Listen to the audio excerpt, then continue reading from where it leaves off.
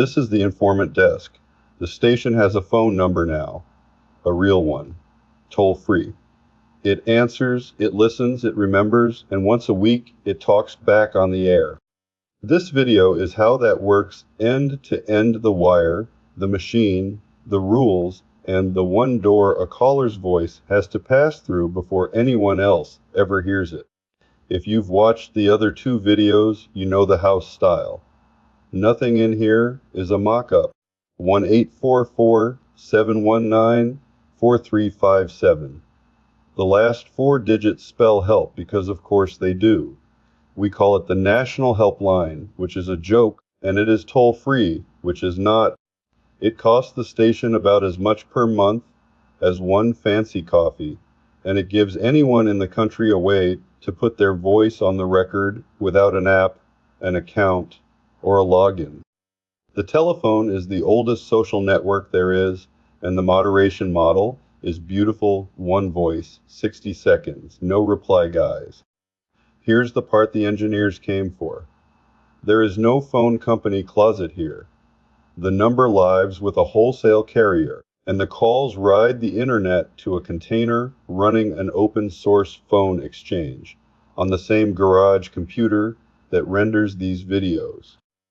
That machine keeps one outbound registration alive to the carrier, and everything arrives through the hole that registration pokes. 0 inbound ports forwarded. 0 cloud phone services. The whole thing weighs less than this sentence. And a confession from launch day. The line kept a strange schedule. At first it answered right after we registered, then went mysteriously dead.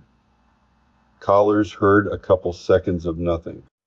The reason turned out to be the most home lab bug imaginable. The router forgets an idle hole in about a minute, and our side only spoke up when it re-registered. The fix was to give the line a pulse, a tiny ping, every 30 seconds, forever. The phone is technically alive because we taught it to fidget. Call it and you meet the switchboard, this station's overworked clerk, clone voice, infinite patience, finite enthusiasm. But before any menu, you hear one sentence, and the sentence never changes, never shortens, and never moves. This call is recorded and may be aired on the show. That line is pinned in the code base like a load-bearing beam, because it is one. It is the entire legal and moral basis for everything that follows. You talk to the tape knowing it's tape. AM radio figured this out 70 years ago. We just wrote it down where the code can't lose it. Press 1, and you can vote in the week's poll from your dial pad. For this, press 1. For that, press 2. When you press a digit, the machine writes down 3 things: which option, when, and the number you called from. And now the clock starts, because that last item, your phone number, is radioactive, and the station's rule is that it must not exist. Every 5 minutes, a sweep runs. It takes your number, mixes it with a secret that never leaves that machine, and crushes the result into a fingerprint that cannot be run backwards. The fingerprint stops you from voting twice. The number itself is destroyed in the same pass. Worst case, a raw phone number exists on disk for about 5 minutes, and if the hashing ever breaks, the sweep deletes the votes rather than keep the numbers. We will lose real votes before we keep real identities. That's the trade. It's written into the code, and it has already been tested by reality. From there, a phone vote is just a vote. Same store, same dedupe, same tally as the website. The dial pad is a ballot box with worse buttons. Press 2, or just stay on the line. The switchboard doesn't judge, and you get the main event. First, a short recording, your name and where you're from.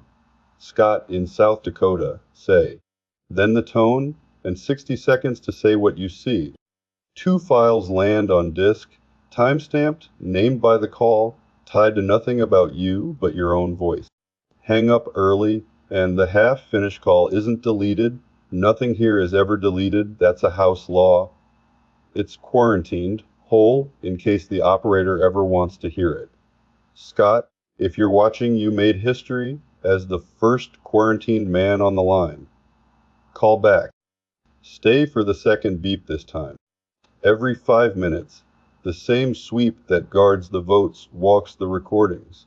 Each new clip gets transcribed locally on the garage machine's own graphics card by an open source speech model. Nothing leaves the building.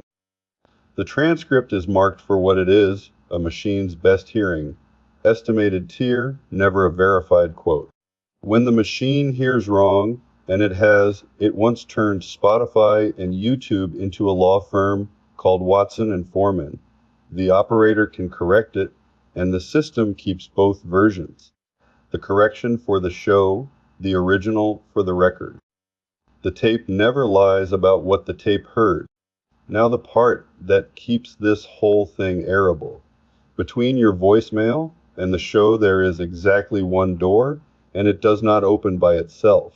First, screenings and automatic pass that quarantines slurs, personal information, phone numbers read aloud, even your own, even spelled out digit by digit. The screen is paranoid by design. It has caught things sideways spelling was meant to sneak past. Then the operator listens, a human. Every clip that airs was approved by name into a signed-off list, and the show generator refuses hard to voice any clip that isn't on it. No list, no clips, no exceptions. An empty list means a quiet show, not a creative one. Sunday evening, after the poll closes, the switchboard clocks in. The approved tape plays, callers get introduced by whatever they said their name was, and every claim gets the same treatment the president gets to read back plainly and checked against the measured record. The tape does the commentary, the host just runs the board. Real votes, real voices, real numbers, the only fiction in the room is the staff. So that's the machine, one number in, one door out, and a paper shredder for anything that looks like your identity. The line is open right now. 1-844-719-4357. Vote from the dial pad. Leave 60 seconds of whatever the tape did to you this week, or just yell into the mailbox. It's recorded, it may be aired, and that's the point. The switchboard is standing by. The switchboard is always standing by. That's the job.